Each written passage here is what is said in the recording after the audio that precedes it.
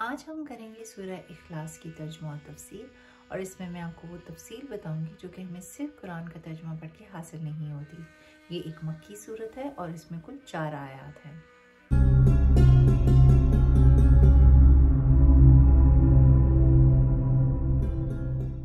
सूरह इखलास तौहीद बारी ताला पर बेहतरीन सूरत है। इस सूरत का शान नज़ुल कुछ यूँ है कि कुफ़ार नबी करीम सल्लल्लाहु अलैहि वसल्लम से बार बार अल्लाह की ज़ात के बारे में सवालात किया करते थे।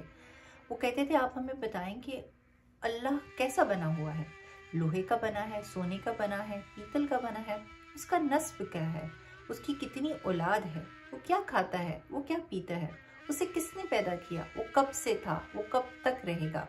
इसी तरह के बहुत सारे सवालात। तो नबी करीम सल्लल्लाहु अलैहि वसल्लम ने खामोशी इख्तियार फरमाई और फिर अल्लाह ने सूरह इखलास नाज़िल फरमाई और उन्हें जवाब दिया। इसमें अल्लाह ने साफ साफ उन्हें बता दिया कि तुम अल्लाह की ज़ात पर गौर मत करो, बल्कि अल्लाह की सिफ़ात पर गौर करो। और बेशक यह हमारे लिए नामुमकिन है कि हम अल्लाह की ज़ात का इदराक कर सकें। तो अल्लाह ने कहा कि तुम मेरी सिफ़ात पर गौर करो, मेरी ज़ात पर गौर मत करो। अल्लाह ताला पहली आयत में इरशाद फरमाते हैं, ए हबीब करीम सल्लल्लाहु अलैहि वसल्लम, आप फरमा दीजिए कि अल्लाह एक है। कुरान ने वाज़ेह तौर पर बता दिया कि अल्लाह एक है। इस पूरी कायनात का निज़ाम अगर बगैर किसी नक्स के चल रहा है तो वो दो बातें साबित करते हैं कि कोई ना कोई ज़ात तो है जो कि इस पूरी कायनात को कंट्रोल कर रही है, क्योंकि कोई भी निज़ाम बगैर किसी के कंट्रोल के चल ही नहीं सकता। आपको अगर कोई कहे कि मेरे घर में रोज़ाना कपड़े खुद ब खुद धुल कर, सूख कर, इस्त्री होकर अलमारियों में हैंग हो जाते हैं, तो आप कहेंगे कि मैं ये बात मान ही नहीं सकता। तो अगर घर का कोई मामूली सा काम भी खुद ब खुद नहीं हो सकता, तो इस पूरी कायनात खुद ब खुद कैसे चलेगी। तो मालूम होता है कि कोई ना कोई ज़ात तो है जो कि इसे कंट्रोल कर रही है। अब वो ज़ात एक है, दो है, या पूरी की पूरी टीम काम कर रही है, तो अक्ली हिसाब से अगर हम देखें तो मालूम होगा कि वो ज़ात सिर्फ एक ही हो सकती है। क्योंकि अगर एक से ज़्यादा ज़ात होगी तो वहाँ पर इख्तिलाफ़ राय ज़रूर पैदा होगा, और जहाँ पर इख्तिलाफ़ राय पैदा होता है वहाँ पर गड़बड़ भी पैदा होती है, वहाँ पर बर्बादी भी होती है। और ख़ुद कुरान ने कहा कि अगर अल्लाह के सिवा कई खुदा होते तो ये पूरी की पूरी आसमान और दुनिया तबाह बर्बाद हो जाते। तो मालूम ये होता है कि इस पूरी कायनात को जो कंट्रोल कर रहा है वो एक ही ज़ात है, और वो रब्बे करीम की ज़ात है। अल्लाह ताला आयत नंबर 2 में इरशाद फरमाते हैं, वो बेनियाज है। बेनियाज से मुराद ये है कि वो किसी चीज़ का असर कबूल नहीं करता। मिसाल के तौर पर अगर इस दुनिया के सारे लोग नेक हो जाएं तो वो इस चीज़ का असर कबूल नहीं करेगा, और अगर सारे लोग बेनमाजी और माज़अल्लाह काफिर हो जाएं तो उसे इस चीज़ की भी कोई परवाह नहीं, वो सबको पकड़ेगा, जहन्नम में डाल देगा। और इसी बेनियाजी की सिफ्त की वजह से मैदान महशर में अंबिया किराम अलैहिस्सलाम नफसी नफसी पुकार रहे होंगे, और इसकी वजह ये नहीं है कि वो अपने अमाल की वजह से फ़िक्रमंद होंगे, बल्कि मुफस्सिरीन ने इसकी ये तफसीर बयान की है कि उन्हें अल्लाह की ज़ात की बहुत मार्फत हासिल है, और जो शख्स अल्लाह की ज़ात को जिस कदर गहराई से जानता है वो अल्लाह की ज़ात से उस कदर खौफ महसूस करता है। अंबिया इकराम अलैहिस्सलाम जानते हैं कि अगर अल्लाह किसी पर अपना गज़ब करे तो वो इस चीज़ की परवाह नहीं करता कि उसका मनसब क्या है और उसने कितनी इबादत की हैं।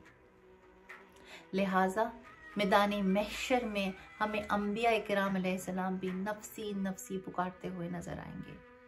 अब हम कहें कि अंबिया इकराम अलैहिस्सलाम तो अल्लाह के बहुत ख़ास और नेक बंदे हैं, उन पे तो अल्लाह के बहुत सारे इनामात हैं, तो यकीनन उन पर अल्लाह के बहुत सारे इनामात हैं, और वो अल्लाह की खैर से महरूम नहीं रहेंगे, पर वो अल्लाह की बेनियाजी की सिफ्त को अच्छी तरीके से जानते हैं और उससे वो खौफ महसूस कर रहे होंगे।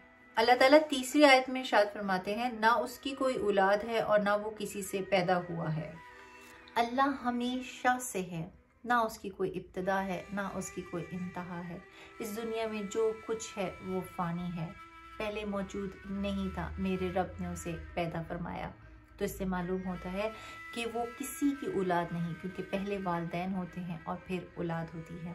इसी तरह उसकी कोई औलाद नहीं, अगर होती तो वो इंसानों के मिसल हो जाता। और ख़ुद अल्लाह ने फरमाया कि अल्लाह के मिसल कोई शय नहीं है। औलाद हम जिन्स होती है, इंसान की औलाद इंसान, घोड़े की औलाद घोड़े, और अगर अल्लाह की औलाद होती माज़ल्लाह तो वो भी अल्लाह ही होती। हालांकि दूसरा खुदा तो नामुमकिन है। तो मालूम ये हुआ कि अल्लाह की औलाद भी कोई नहीं। और ये जो कुफार और मुशरिकीन का दावा था कि फ़रिश्ते माज़ल्लाह अल्लाह की बेटियां हैं, और यहूद का दावा था कि हज़रत उज़ैर अलैहिस्सलाम अल्लाह के बेटे हैं, और ईसाइयों का जो दावा है कि हज़रत ईसा अलैहिस्सलाम अल्लाह के बेटे हैं, तो ये सब के सब गलत दावे हैं और शिर्क पर मुश्तमिल हैं। अल्लाह ताला चौथी आयत में इरशाद फरमाते हैं, और कोई उसका हम पल्ला नहीं। अल्लाह ताला की ज़ात और सिफ़ात का कोई हम पल्ला नहीं, उसकी कोई नज़ीर नहीं मिलती। ज़ात के हिसाब से अगर हम देखें तो हर किसी की ज़ात का कोई ना कोई तसव्वुर जहन में कायम किया जा सकता है, पर अल्लाह की ज़ात का कोई भी तसव्वुर आप कायम नहीं कर सकते। अगर कर सकते तो वो तीन तरीके से था। एक ये कि हमने खुद अल्लाह को देखा होता, दूसरा ये कि कोई हमें खबर देता, जबकि ऐसा मामला यहाँ पर नहीं है। अल्लाह ने की ज़ात के बारे में हमें कोई खबर नहीं दी गई। और तीसरा ये कि हमने अल्लाह को तो ना देखा होता, मगर उसके मिसल किसी शय को देखा होता और फिर हम उसकी ज़ात का तसव्वुर अपने जहन पे कायम कर लेते, जबकि ऐसा भी नहीं, अल्लाह की मिसल कोई भी नहीं। तो ज़ात के हिसाब से अल्लाह की कोई नज़ीर नहीं मिलती है। इसी तरह अल्लाह के नाम के साथ भी कोई शरीक नहीं। लफ्ज़ अल्लाह ने अपने लिए ख़ास कर दिया है। कुफ़ार ने हज़ारों लाखों बुत बनाए, लेकिन किसी का नाम अल्लाह नहीं रखा। तो मालूम ये होता है कि अल्लाह के नाम में भी कोई शरीक नहीं। लिहाजा ना अल्लाह की ज़ात में, ना अल्लाह के सिफ़ात में, ना अल्लाह के नाम में कोई शरीक है, ना हो सकता है। अल्लाह की तमाम सिफ़ात कदीम है, यानी हमेशा से हैं, गैर फ़ानी है, यानी कभी फ़ना नहीं होंगी, ज़ाती हैं, यानी किसी ने उसको नहीं दी हैं, लामहदूद हैं, यानी उनकी कोई इंतहा नहीं है। ये थी सूरह इखलास की तर्जुमा और तफसीर। अल्लाह ताला मेरे और आपके इल्म में इजाफ़ा फरमाए और हमारी हर गलती, कुताही और गुनाह को माफ़ फरमा दे। आमीन।